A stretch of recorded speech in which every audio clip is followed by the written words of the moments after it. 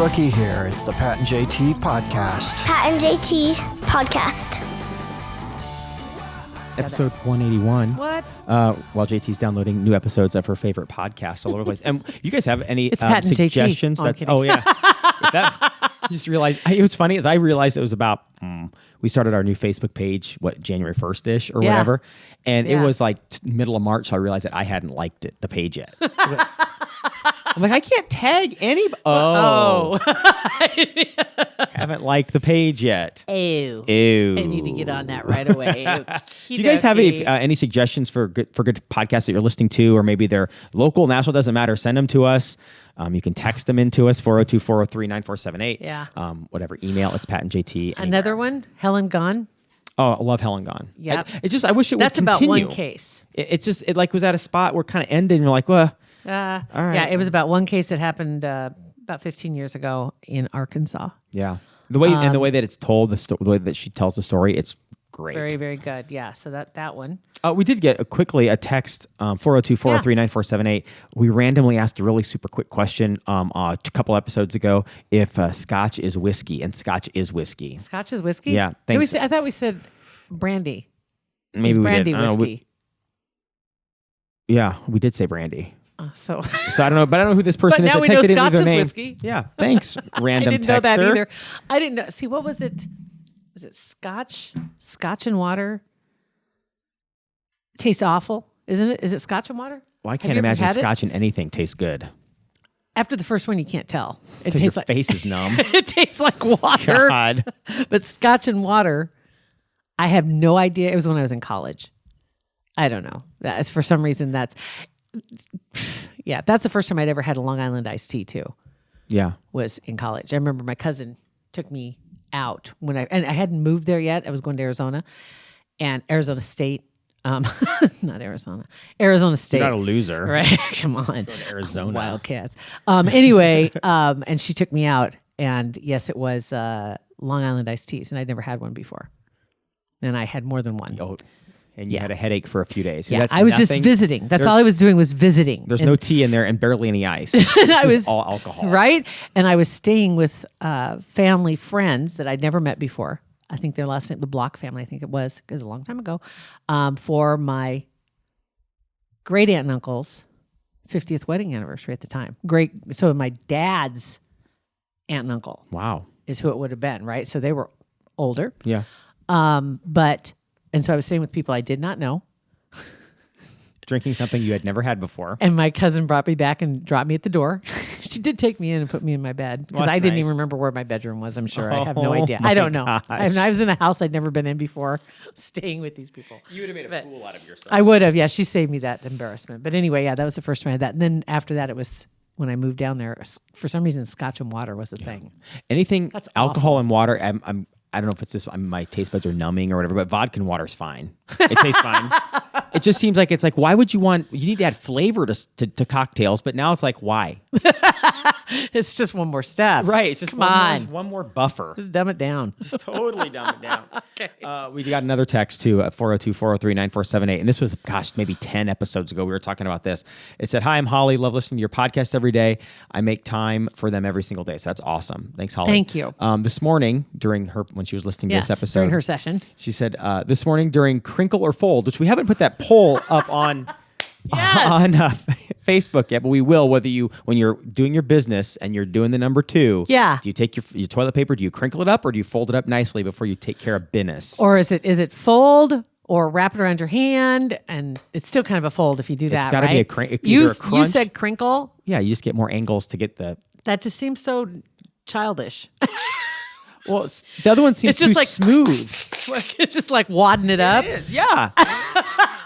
Childish. It just seems. But the other one folded it over like so nice. A little kid would do. But it's so slick. The other way, it's so slick. It's like zoop. You got to get something to dig in there. That's where you have the ridges. Well, you don't need Some ridges. of them have the little comfort ridges, they say. I don't know. That's what they say. That's what the label says. Okay, so she was listening while she was running, and I was trying to figure out the name Daryl Hannah from the movie Splash. Oh, yeah. Remember that? Yes, And I do. and said, Pat, you almost said the name Darren Siekman, which I did say Darren Siekman. And Darren Siekman was the husband of a teacher that I had, Leanne Siekman, back in middle school and high school. Yes. I said it blew my mind as I was literally running past Darren Siekman at that very moment while he was walking his dogs. What? Who knew my neighbor was so famous? Anyway, thanks again. You're hilarious. Thank you very much, Holly. And yeah, and when that episode went live a few weeks ago, their family was on vacation, and somebody had alerted him that I had mentioned him in the podcast, so they stopped their vacation, listened to it. Oh my God! Just so everybody knows, Darren Siekman is not a mermaid. At least not that I know. Yeah, at this point, you're pretty sure of that. Okay, isn't that weird though? How you'll be? It happens a lot, and I don't know if when you get older, you just pay attention to that kind of stuff more. But where you're thinking about something, talking about something, you throw it out to the universe, and the next day, either you run into that person, you see that movie, it happens a lot. A lot. It really does. And like, what are the odds of her listening to that podcast? Yeah. We have 11 people that listen to our podcast every day. She's one of them, and she drives by Darren Siekman at the time I mentioned his name from 30 years ago. I mean, what are the odds? I know. It just makes you think, wow, should I be doing something different? Right. Or am I doing everything right where I'm in sync with the universe? Everything's in sync. Possibly. You're all synced up. That's good. But yeah, it just happened this weekend. I'm trying to remember what it was. Was that tasty? I heard you drinking that over there. Yeah, what you are you did. drinking? It was very good. Do you throw, when you get to the bottom of your diet soda, do you just throw that warm smag away at the bottom, or you drink it? Oh, if it's warm, it's out. I mean, it's been out of the fridge for an hour or so it's kind of... I'd toss it. Yeah. That's just me. Yeah, I know. Because mostly it's backwash. Yeah, but it's my backwash. You swallow your own spit all day. I don't even want to think about that. Guess what's going on this weekend? What? I believe it is this. Yeah, Bristol. The race we were talking about, Dale Jr. And the plane crash, or the plane rolling off the runway and then exploding, essentially, or caught on fire. I guess that would be the right way to talk about it. It's been 10 years since I went there. I can't believe it's been 10 years. Do you remember that, though? I had just bought my house, and then I left the next week. Yeah. And went to Bristol, and a former boss, great guy, Jim McKernan, he was living in that area and had moved after being our boss and was running a couple TV stations in Bristol. And it was awesome. Got to go to and I posted some pictures. But I had him on my phone at the time 10 years ago. I don't even know what phone I had at the time. I'm sure it was a flip. It had to have been. Looking at the pictures, because it had to have been a flip. Cause I can remember when you in the studio you would be taking pictures of that. I remember you opening the phone and click, click. Or was it a palm? Didn't you have a palm? Didn't you have like? No, I don't think I did. Like those, like the what do they call them? Personal. Yeah, not a Palm Pilot, but it was like a foldable. It was a foldable. Oh, maybe you didn't. I don't remember. I don't remember. All I know is the pictures. There were about 4 of them that I apologized because they're kind of smudgy.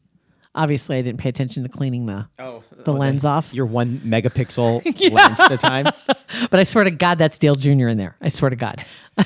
Swear to God. But posted some of the pictures, and when I got to go to the races, I got a roof pass, and so I got to climb up on the roof of Bristol.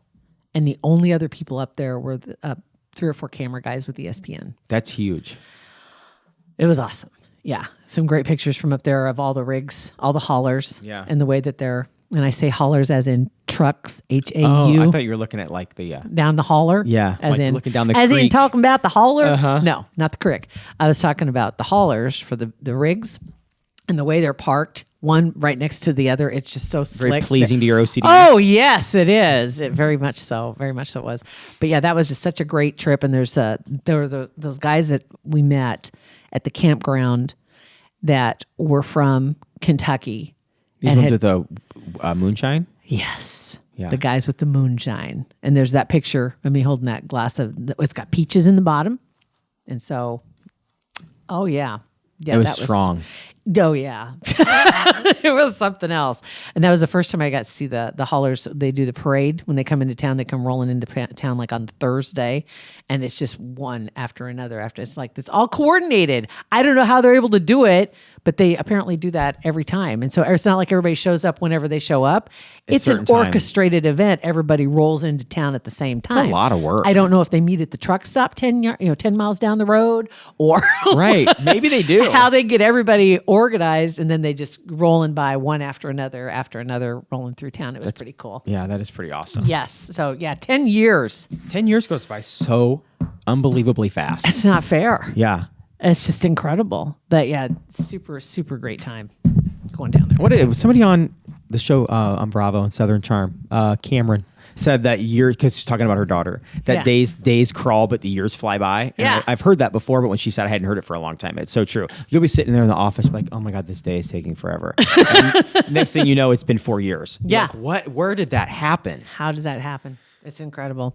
But anyway, Southern Charm. Is that the one on CMT? No, Bravo. Bravo? Yeah. Who's in that? It's like just a reality show. It's like Shep and Craig. Craig makes pillows. Craig has a lot of problems. It was Thomas Raphael or whatever, that from South Carolina, is sexual assault allegations. He was a politician. He was on that show for a long time. Southern Charm? Hold on, I gotta look this up. Don't tell me you don't. I don't know. Gosh. I don't watch. I don't remember the last time I watched Bravo. Yeah, that's the first problem. There you go, right there. Okay, I gotta look this up. It's just a great show. And Shep said something this past episode that we watched. That we're a couple episodes behind. Oh God. Because of moving, but he said something about getting Thomas Ravenel. Ravenel, okay. yeah.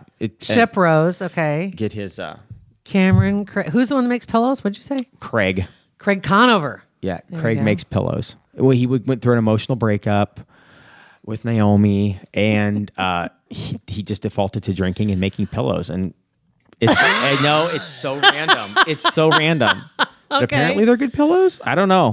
Let's see. It's Southern Charm's a great show. Oh, they're in Charleston, South Carolina, and so they're all rich. Oh yeah, single. Not all single. No. Okay. Cameron's married. Okay. Has a baby. Got it. Do you ever watch the Chrisleys? I used to. Yeah, I love that show. There was scandal. There's some problems going on with taxes or something, right? Well, apparently Todd Chrisley and his wife is at what is her name? Julie. That's his beard. Second wife. Okay. Anyway, apparently they are in some serious trouble, and now one of their daughters is accusing them of some other things too. Ooh, no. Yes. Like Lindsay, the one that she's kind of parted ways with them a few years ago. Yeah. She's very real. I think she hasn't been on the show for 2 or 3 years. But Todd, apparently, and his wife were in court Wednesday. They turned themselves in on 12 counts, including faking financial documents to obtain $1 million in loans. Oh, geez. And apparently what she's saying is that her dad, and her brother were trying to extort her to get her to lie about some of these issues, about some of the accusations, because he's facing up to, he and his wife both are facing up to 30 years in prison if they're convicted on all the counts. Well, I always wondered where they got all of their money, they wanted to open this department store and all this. Like, where are you guys getting your cash? It's really crazy. TMZ is involved in this because at first I saw the story and it was one of those Daily Mail stories. I'm like, okay, whatever. And then I see that they're quoting TMZ several times in this story. But Todd's denying all of this. He said none of this stuff. He said it all started back in 2012. We had an employee that was disgruntled, and what happened was, because we fired him, but we found out what he was doing. He'd been stealing from them, and he had gone on to create phony documents. He'd forged their names. He had filed papers. He'd bought things, did all this stuff. And Todd said that once they found out what he was doing, then they really dug in, and they found out he'd even bugged their home. And so he knew things. And so then he was extorting some of the other employees as well. That seems awful. It seems kind of hard to believe. I mean, that he got in there and bugged their house too. And then he is the one that Todd says he's the one that actually went to get revenge by going to the feds and took some phony documents that he doctored up himself, told them all these financial crimes are going on, and look what they're doing, bank fraud, all this other stuff. And at first, it had been dismissed, but then a different set of investigators reopened it, and so now it's going on again. But what she's saying, the daughter, TMZ has this. She says that her brother apparently bought a tape of her and one of the Bachelor contestants. Ooh. His And that- own sister's tape? to use to extort her because they were threatening. She says they were threatening to release the tape if she didn't go along with their demands to cover up what's I would going just on. be ashamed that I was with a former Bachelor contestant. That's why I'm like, wouldn't care about anything else, but please don't say that I was with a Bachelor contestant. Don't tell that part, please. But apparently that's what, and of course they're both denying. Although TMZ says that the tape that the brother, they do believe the brother has the tape, Ugh, so gross. but he's saying that he bought it to protect her. Right. She says he bought it to extort her. It's disgusting. The You would. Chrisleys are fun to watch, though. I have to say, and you know, the show's so ridiculously staged, and it's so over the top. right? But it's I've always liked him, Yeah. and I like them. I think they're funny. So he says, absolutely 100%. I'm telling you that all this is not true, and we will fight it, and da da da da da da da. Okay. So we'll see what happens. Right. But Well, that Bachelor star thing, that really just Right. I mean, Man. give me a break. poor Lindsay. That's Right. that's That's probably the worst that's news in the bad whole part. story. Right. That's the bad part. All right. So anyway, We want to thank Kugler Vision Yes. for being a supporter of our podcast. KuglerVision.com. You go there, sign up for your consultation. Not only will you find out where you would stand with your eyes and if you would potentially be a candidate for the procedure, you can also win something really cool by the end of this month to help kind of boost your school, your favorite teacher. yes, exactly. So whether you have children in school or not, maybe you have a school you want to support or a friend that's a teacher that you want to support, you make that appointment to get your consultation done, and that's when they're going to take a look at you and they're going to tell you where things are and what your options are, and once you do that, you're automatically in the drawing, and you could win up to $250 prize pack of school supplies for your favorite teacher or school, and a $100 gift card that they can use on whatever else they might need, and a $150 gift card just for you is up for grabs, and that's for the mark. Online, KuglerVision.com. 402-403-9478. You can text us. You can also get on any of our social media too. It's Pat and JT, and that's episode 181. Pat and JT Podcast. A Parkville Media Production.